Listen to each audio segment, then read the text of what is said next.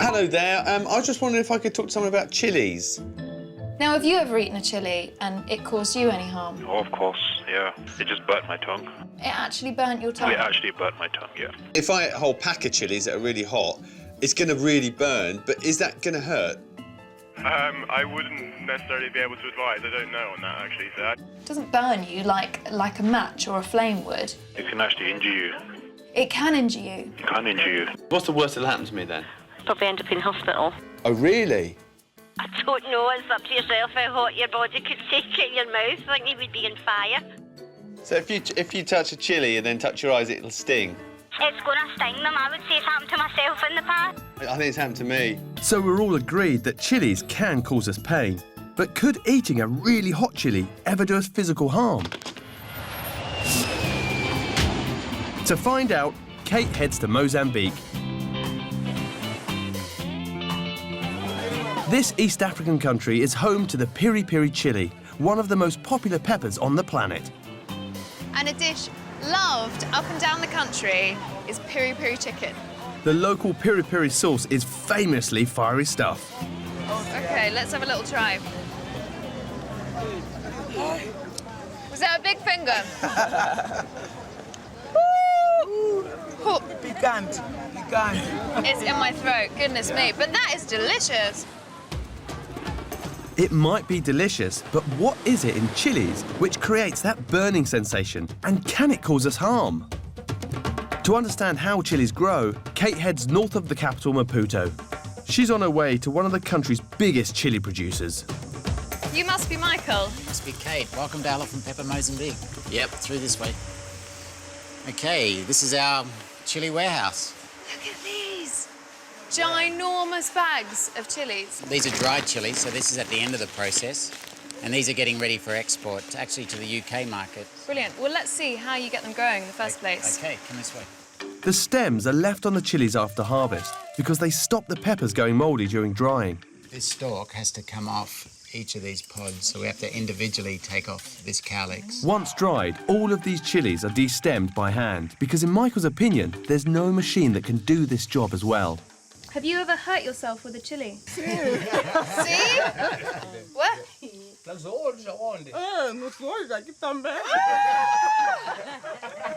bet you didn't do that a second time. Oh, dear. Now, you only made that mistake once, I bet. These workers are all very aware that chilies can cause feelings of pain. So what is it in chilies that's responsible for this? To get her hands on some freshly picked chilies, Kate heads into the fields. The red colour is designed to attract birds, and birds come along and eat the chilies, or the pod, which contains the seeds. Now, the capsaicin in chilies, which makes it hot, affects the digestive system. So it's all about moving the seeds quickly through the bird's digestive system. Birds don't actually have a nasal passage like us, don't have salivary glands, so they don't taste the heat like we do. They've got a beak, basically, and so it doesn't affect them in the same way. So a bird doesn't have the same reaction when it eats a chili? No, it doesn't. Doesn't feel the heat at all? Not at all. It's only basically mammals, animals similar to us, which is one of the reasons why the chili crop's such a great crop to grow near elephants. They can't eat this crop as well, and they've got a high sense of smell, and it's a major discomfort for them. It's such a major discomfort that locals burn chilies on fires to keep elephants out of the villages. Right, it does that. Once an elephant's got a trunk full of this chili smoke, they'll think twice about coming back here again. Now, do you think that chilies could actually prevent that? We better pack some in the car. Unlike elephants, we keep coming back to chilies, often wanting hotter and hotter varieties. To see if some seriously hot chili can actually do me harm, I've come to Bristol. This city is home to one of the hottest chili dishes on the planet.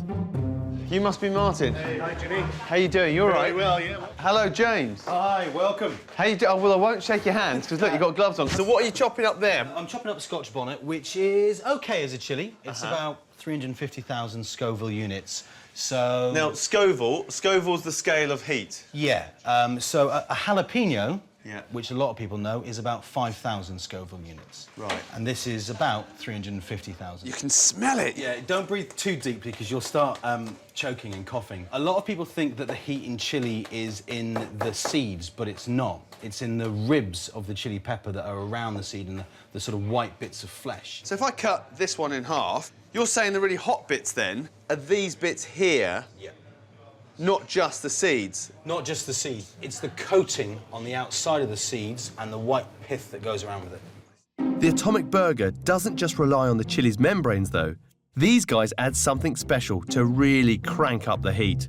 We've got an extract which we're going to put in to level the playing field. Now, that's 5 million Scoville units. God, it looks like ox's blood. Yeah, now, military-grade pepper spray is made using this. Oh, my God. This chili burger's so hot, I need to sign a legal disclaimer. Surely this is going to cause me some kind of injury. Right. I need you to sign this Atomic Burger Liability Release Form. Are you going to sue us if this all goes horribly wrong? No. Superb. Find out how I fare later on. Ah! But first, what do they add to our food to make it red? Hi. I was wondering if you could help me. I've got some of your little mini chorizo. What is that red colour in the chorizo? I'm not sure. I know in Japan they feed cows beer. I wonder if the Spanish are feeding their pigs red wine or something. Maybe, no. I think it's probably the paprika. But paprikas are kind of orange, isn't it? Yeah, with the meat, then it would become like a bright red colour. I think it's because the meat in Spain's darker. And next to colour, it says E120, so Yeah, I thought the it's a E120 colour might be... additive. It's a colour additive. Could the E120 be blood? I've no idea. Can you not Google it? Right, OK, so I should just Google that. Thank you. All right, then. Bye, Thank bye. you. Bye. To find out what the red colour in some Spanish sausage really is, I'm off to Yorkshire. Our traditional Spanish chorizo is made here in sunny Bradford by the Bath Pig Company. How you doing? I'm Jim. I'm here, this is Mia. How you doing? I'm Jim. Jimmy. Nice to meet you. Nice. Clobber on first, is it? Yep. So this is the meat you're using? We use shoulder pork, it's got great flavour, it's got the right amount of fat in it, which is key to the succulence of the product. But when I make sausages, the meat that goes in is this colour, Yeah. but the sausage that comes out at your end is bright red. Absolutely. The meat doesn't go in like that. So meat, Tim, what's next? The seasoning mix. This is your little bag of This is magic. our secret ingredient. Right. This is what goes into chorizo to give us this lovely rich colour. In here, majority of the product in there is smoked paprika. There's other ingredients there just to give it, to stabilise it so it's more consistent. And one of those ingredients is a product called carmine. The chorizo, traditional product. All of a sudden, there's carmine in it. Yeah. Why are you putting carmine in there? Why not just all paprika? Well, we want that consistency and that rich red colour. You've got to put something in to stabilise that. We have to do a few little tweaks just to maintain that belief of great traditional Spanish food. And we have to find something that's as natural as possible to go in there. It's not going to, because it is a very clean declaration product. Carmine is a product that's derived from a cochineal, which is a little beetle, and it's a natural food colouring. It's harvested in Spain. Lanzarote is particularly known for it. See, I studied entomology, right? Love the beetles, not necessarily the sausage. Yes, well, it's the future. This futuristic food dye has a surprising origin, though. Later on, I travel to Lanzarote on the hunt for the bug that can turn a sausage red. You can see when you squeeze them. Look at my fingers.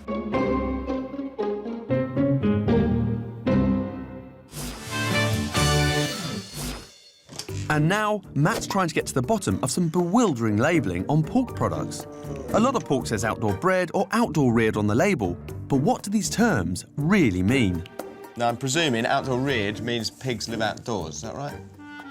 That's what I'd assume, yes. Is that the same as free-range? No. Do you know what the difference would be? They still can be enclosed, but they have more room. Although it's free-range, it could be indoors, but outdoor-reared means that the pigs will probably spend their whole lives outdoors. Yeah. Matt's investigating some bewildering labels on pork products. To try and find out what outdoor-bred and outdoor-reared actually mean, Matt's travelled to Yorkshire. Hello, you Anna? Yeah, I Anna the pig lady. Hello. Local pig farmer Anna Longthorpe produces 2 types of pork on her farm, free range and outdoor bred. So Anna, what is the true definition of free range, would you say?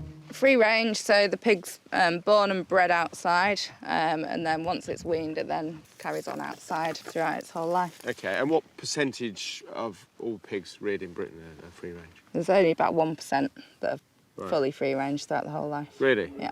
So only around 1% of British pigs live outdoors like this all of their lives. So where are the outdoor bred pigs then? On this farm, it turns out most of them are here, indoors. So this is outdoor bred. Are those these boys? That's like these, yeah. So they started live, they've had 4 weeks? 4 weeks outdoors, yeah. Outdoors? Yeah. Then they're brought into a place like this? Yeah. Outdoor reared? Outdoor reared is when they're outside up to 30 kilos and then they'll go inside for finishing. 12 weeks old, something like that. And how many weeks would they then spend inside? And then they'd probably spend another 12, 16 weeks inside. Outdoor reared pigs can spend half their lives inside barns like this being fattened for slaughter. However, outdoor bred pigs can spend around 80% of their lives living indoors. So how do you feed these pigs? So we've got a bin just over there, and it feeds around into these troughs. It's more automated here, so it's cheaper to... inside it's cheaper to do, whereas outside it's more sort of labour intensive, bucket feeding and the like. Yeah. A recent pork industry advisory has recommended that packets should clearly label how long outdoor reared and outdoor bred pigs have lived outside and how they have been raised when they have been moved into barns. But this isn't yet compulsory and it's often not obvious. So would you say that outdoor reared and outdoor bred are misleading terms? I think they are. I mean, a lot of my friends, well, a lot of people I've spoken to, they just assume that from that word outdoor, that it's, you know, fully free range. So if you really want to know how your pork was raised, read the packet closely. And if it's still not clear, trot off down to your supermarket and ask them. Back now to the red food colouring carmine. Carmine is a natural food colour, and it's an E number, E120. It's used to colour chorizos and many other food products, and it's made from squashed up bugs. In search for some of these insects, I'm travelling to Lanzarote in the Canary Islands.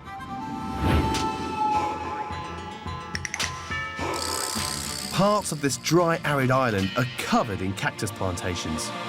To find these bugs, all I have to do is locate one specific farm amongst all of them. Right, lovely job, thank you. Hola, I'm Jim. Now, I'm here to find out about Carmen. Se dice que eso lo hacen en la fábrica, pero no sé dónde lo hacen. Aquí nosotros cogemos la cochinilla nada más. Pues esto es un bicho que se forma después del grano, de cochinilla. It's from these little insects. Can you take me to a patch where there's lots of them? So this cactus field is really a giant bug farm. Big, fat, juicy one there. That's a female. And what she's doing is she's just plugged into this cactus, sucking up all the juices, and she's producing this liquid, this red carmine. Cochineal is the actual insect, but the carmine, this red stuff on my finger, is a defence against predators. That's what we're talking about. That's what all the fuss is about. I know a bit about insects, and I run a farm, but I've never farmed insects. How do you farm insects? Se muda todos los días, hay que mudar. En el verano, que es cuando eso se planta en abril, mayo, junio, esos tiempos, es cuando se planta, se va cogiendo y plantando. Se coge de la cuchinilla esta, se echa en taleguitos y se va plantando en la tunera nueva. La cuchinilla de esto lo forma en la tunera, se forma después, se pasa cuando la seca uno y aquello para hacer el carmín, que lo hacen después. Uno no hace sino secarla. Tell me, how much of this precious red juice can you get from a handful of these little insects? Ah, de eso poco se puede sacar, de eso que está ahí, se puede sacar 50 gramos de cuchinilla seca. So it takes a long time to get your money back. Making just 1 kilo of the red food colouring carmine needs around 200,000 insects. So should we be concerned that bugs are being used as a food colouring? To find out, Kate's meeting food scientist Audrey Dean in London. Audrey. There are other red food dyes available, but carmine's widely used in chorizos, jellies, sweets, milkshakes and cakes. Often carmine is listed as an E number, E120. Is it a cheap ingredient? Is it cheaper than other food dyes? Not necessarily, but one of the big things about it, because it's from bugs, that means that it's natural. You still claim it's natural? Yeah, because it's from a natural source. It's also used in the cosmetics industry as well. So this is likely to be bugs? I've got bugs on my lips. Highly likely. Really? Do people mind that there are bugs in their food? The issue is whether they know or not. But that information should be available for you to ask. The colour perception of food is a massive part of whether we find it appetising or not. You can make a dye from cochineal bug relatively simply by just adding water. But this completely natural version doesn't taste great. Already turning pink. Wow! It's a little bit of milk and we've got ourselves a milkshake. It kind of looks like it ought to taste nice.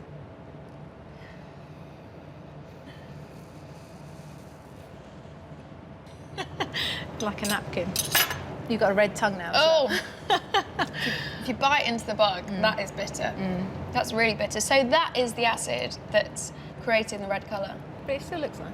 It's very pretty pink. It's a good colour. Purpley pink. You have to almost be in the frame of mind whether it's in there unless I've been told differently, especially if it's bright red. Beware, if it's bright red, it may contain bugs. It may contain calming from bugs. Back now to chilies. Chilies clearly cause us some pain, but I want to know if eating really hot chilies can ever cause an injury. To find out, I'm about to tackle one of the world's hottest chili burgers. The things we do for science, eh? I need you to sign this atomic burger disclaimer and liability release form. Are you going to sue us if this all goes horribly wrong? No. Superb. This burger comes in at 1 million Scovilles. Most medium hot chilies only rate 100,000 on the Scoville heat chart. Oh my word. Now, believe it or not, Jimmy, I'm going to talk while you eat. There are numerous... Are you OK, Danny? Jesus. Oh, my God. There are rumoured to be health benefits from eating chilies. So it's actually good for you, this meal? Kinda. Oh, my God, it's terrible. Oh, God, it's so weird. It's like your body's been taken over. Have a little bit of milk. No!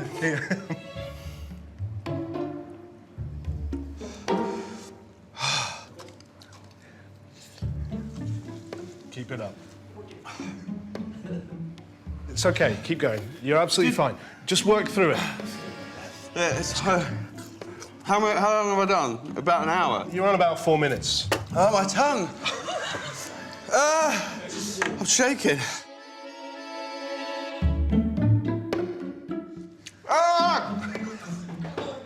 This chili burger's definitely causing me a lot of pain. That's it. Oh, my God, that's it. Oh, that's it.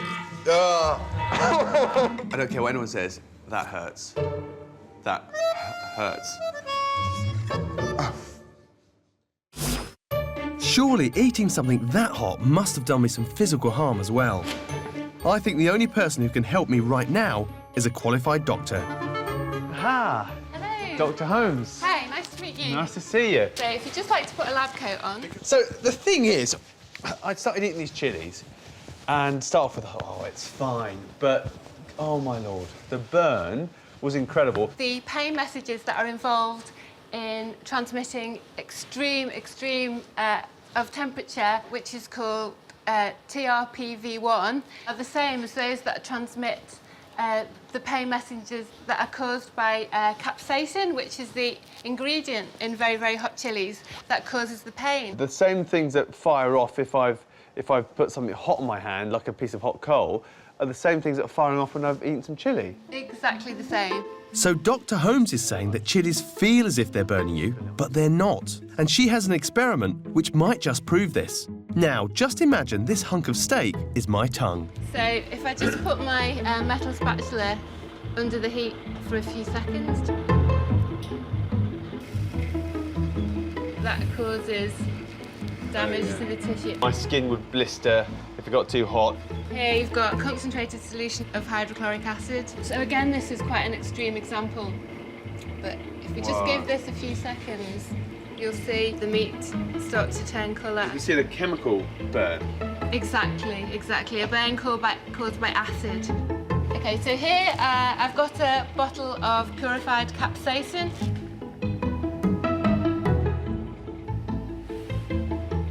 So looking at that there, it shows you there is no physical damage to the steak produced by the extract of the chilli. That's right, yes. So I think you're safe, but what you might find is that you're going to burn at the other end. Oh, really? Because you have a lot of TRPV1 receptors in your mouth, but also in your bottom. So in your mouth and in your bum, the same sort of thing's going on? Yes. So that's why, not to be So crude... when you have a curry and 10 pints, it hurts on the way out. Okay. Thank you ever so much. Well, take it easy with the chilies. I will do. I'll see you Bye. later. Thank you. And I love the fact that all that pain that I felt through eating that really hot burger is all up here. But one thing is definitely for sure, is that I need the loo. Playing havoc with my stomach. Back in Mozambique, and after a diet of local chilies, Kate's feeling the heat as well. It's about 5 in the morning. I've been engaged in activities for about the last hour or so. Ouch.